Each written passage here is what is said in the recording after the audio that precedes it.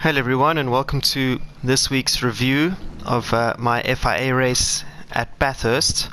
I intended to stream this, but the connection kept failing, so I decided I'll make a post-race recording. So Dirty Dave returns. He returns with a vengeance, and we are going to see how this unfolds in a minute, and I'll explain why. So as the race starts, you'll see that I make a mistake into turn 1. I run a little bit wide, miss the apex. I'm not sure why. It's probably because I did no practice around here. So now the Corvette behind me has quite a decent run. RGT Christian. And he goes to the outside, and I think to myself, okay, well, I still got the inside. But he has such a big run, and just at the braking point, I think about going for the inside and commit, but he moves in on the braking, and I punt him wide. So initially I tried to wait for him, but in his attempt to get back on track, he hit me into the wall, and then I get hit by a number of players. Now while I'm ghosting, I get hit again just as I come back round. So that was totally my fault, and I'm sorry about that. I don't think I should have just backed out of the move. It was the first lap of the race. He was on my outside, and I didn't anticipate him turning in just as we started to brake, but even so, it was on me to let go. Now I approach a melee of note and misjudge how much braking the guy in front of me is doing and punt him into another guy. So Dirty Dave is really on top form now. Going down the hill, I'm trying to be as patient as possible, trying to avoid hitting the guys in front, and doing a much better job now, carrying a 7-second penalty as well. And it just gets worse, because now they hit the walls and then I hit them again. So I was trying to go slow in there and anticipate that they were going to be even slower than me, and then this guy here punts me off. So by now I don't know what to do. So I go through the penalty zone, lose all the places, and now it's about recovering as many spots as I can. So I'm P17, I'm basically last. The guys behind me also have penalties, and I'm also carrying some front end damage, which took a long time to disappear. Although, you know, I think that the front end damage shouldn't disappear. But anyway, that already started from the very first incident at turn whatever up the hill. So now it's about getting my head down. The guys in front of me are still fighting like crazy, and I need to figure out a way to get past them without creating more problems for me and for the people around me. So I grab that position there. This Mustang is going a little bit slower than he would like, so that was a pretty easy one. And I get a pretty nice run up this hill here. I'm obviously a little bit angry and irritated. At the time of the incident, I still kind of was wondering why RGT turned in on me, but you know, I've watched this replay more than once, and yeah, at least 60% of the blame is on me. Dr. Evil here, he gives me enough space, and I managed to get on the inside. I outbraked him smoothly enough. He turned in a little bit too aggressively and tapped me, but it wasn't intentional, and I wasn't intending on hitting him either. Anyway, I had the corner, so overall I was happy with that move. Trying now to catch the next guy. This corner here is flat with the soft tires. It really is fun to drive around Bathurst on soft tires in this game, but it's still one of my least favorite tracks in the game. I'm not sure why, and I'm racing around here in a video game. Oh, it just encourages violence. So rolling down the hill here, just trying not to hit any of the walls. I was maybe overdriving a little bit here just to try and catch the guys in front. My mission was actually to finish in the top 5. We'll see if we get there. Getting as close as I can to this wall, cars sliding a little bit. The thing with these tires and this tire wear is that you really are stretching it if you're going to race on the softs. I did think about doing a no-stop medium run, but I hadn't done any testing for Bathurst. My primary aim was the manufacturer's championship at Alsace? I don't know how to pronounce it. Okay, so hitting the curb there, a little bit of snap oversteer. Now approaching the two guys in front of me. They're having a fun battle. We got Senna's Belgium cousin and a guy from Portugal in one of my favorite real-life GT cars, the Renault RS01. By now I've decided that I'm only going to overtake in a couple of spots. Turn 1 is not one of them. the apex is too long and too bumpy that you'll probably hit the guy when you try and go on the inside. So get the run up the hill. The RSO1 had a penalty anyway. I have a nice slipstream from Senna up in front, and I think about going for a move here, but think better of it. Stay behind him. That is going to be one of my overtaking areas for this race. And I'm just now, once you're going up the hill, and if you haven't got the move done, it's better to be patient. Even if the guy's making mistakes here, you can think about doing moves around here. You can fake moves and stuff, but rather just wait for the Conrad Straight to try and get a slipstream through the chase, instead of trying to go for moves up here. And that was my intention from the first lap, was if I was in trouble to just wait. But I got frustrated with myself on lap 1 when I ran wide. The guy got in front of me, and I'm not sure what was going on. I obviously wasn't thinking. It was all fight or flight. So that's something I'll bank for real life racing, and that's why I find sim racing so valuable. Because I mean, I woke up the next day and thought about that move over and over, and even though it was in a sim game, it could have easily happened in real life where I got flustered or frustrated with myself and didn't think about the moment at hand. Okay, getting a nice slipstream here, but the Supra is quicker than me on the straights, so he's going to go to the inside, and I then misjudge how slow he goes in here and give him a slight tap. But whenever that happens, I always wait for the guy in front to get going again, so that I don't claim his place. But he braked quite early there anyway, so clean move down the inside, no problems. The funny thing is, on lap 1 I also tried to let the leader through, but he was still spinning, and then he hit me, and that's when chaos ensued. Well, that was the end result of the chaos ensuing.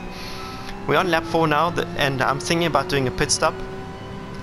It's either lap 4, end of lap 4, or end of lap 5 where you do the stop, but judging by the traffic up front, I was thinking about doing an undercut. So it was all determined by whether the guys in front of me were going to pit on this lap. If not, then I was going to dive into the pits, and if they were going to go into the pits, I was going to stay out and try and do an overcut, because I know that I have a little bit more pace compared to the guys at this part of the field.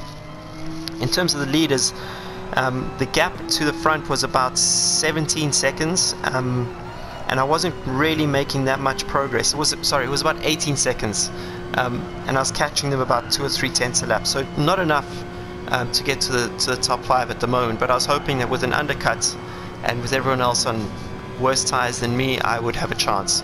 Rolling down the hill here, cars sliding quite a bit. We're trying to be smooth in this section. This is the part I struggle with the most at Bathurst. And now heading towards the super long back straight. Just really now, I know I'm not going to catch the guys on this lap, so I'm just thinking about the pit stop and not bottling that pit entry, because that's pretty easy to do at this place, it seems. Okay, heading down the straight. I was in the Porsche with the Rinaldi colors. That is my racing team. So sorry to Michele for busting your Porsche. It's looking a bit worse for wear. Okay, so let's see if these guys go into the box now. And only one of them decides to go, and the other 2 stay out. So I'm definitely going to bomb in here and try for an undercut. I'm gonna pay the price on the final lap. Here's my team waiting for me. I realized that in the real life race, this pit lane is really slow. It looks like they have problems when I was watching the Bathurst 12-hour, but they're doing 40 kph instead of 50 or 60, which is one of the slower pit lanes. Rinaldi crew down, doing the best job they can. Beautiful tire change, no fuel required, and now we're out for the out lap. And unfortunately, I got a little bit of traffic in front of me, but I'm hoping that even on this lap, with the gap I have to them, that I won't catch them and they won't slow me down, which will affect my undercut aim. So nice fresh tires, bombing into this right-hander up the hill, where Dirty Dave unleashed his fury. And I'm already starting to flash the guys in front. And within 2 corners I've already caught this guy. So I'm at the top of the hill, or heading towards the top of the hill, and the rules remains: do not overtake until you get to the straight, Conrad Straight. So even though this guy's going really slowly, any move here, even with the soft tires, is going to cost me points. So I think about a move down the inside here, but there's no way he's giving me space, so I bail out of it. I was trying to hope that if he saw me there he'd run wide, but that didn't happen. So now I just got to be patient again and just basically wait. That is often the case even in real life. Sometimes you'll be stuck behind a back marker, and if it's an endurance race, it's best to just be patient. Now obviously it's like, but David, you're being a hypocrite because of turn 1, and you're right. I need to fix that. So anyway, getting a nice little slipstream here, but forced to the outside, and now I'm worrying, like, what is this guy going to do? He's on worse tires than me. So I try and remain sort of to the middle to squeeze him on the inside here, and then the whole time intend on diving down the inside for this left-hander. I wish I knew the corner names more precisely, but I'll leave that to you guys. I used to know a lot of the corner names of all the racetracks, but no longer. So now we're going to see if the undercut works.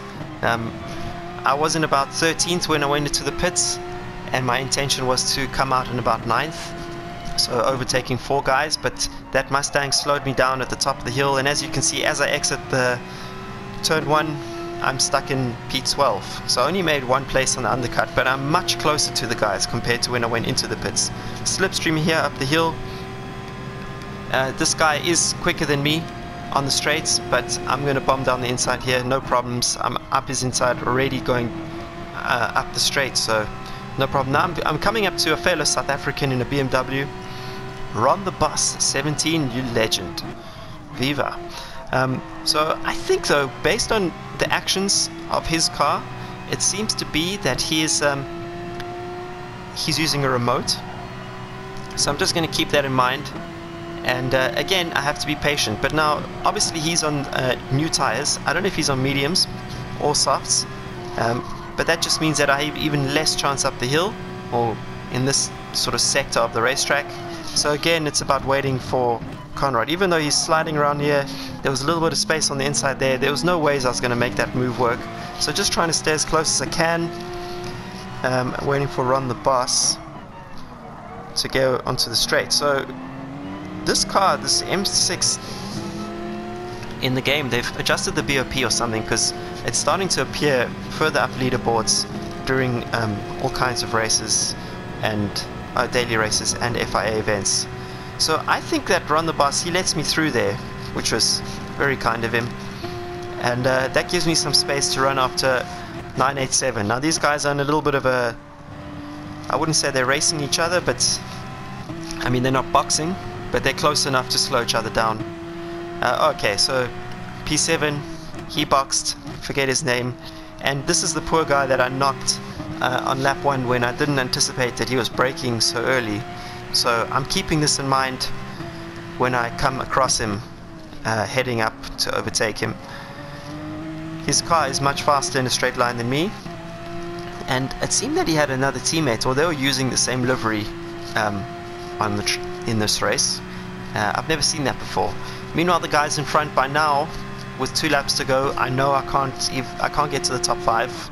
I could see 5th place, but the leaders in front, the gap was now pegged at about 16 seconds, so I wasn't going to catch them, and with all the overtaking and stuff, I couldn't do my best laps anyway.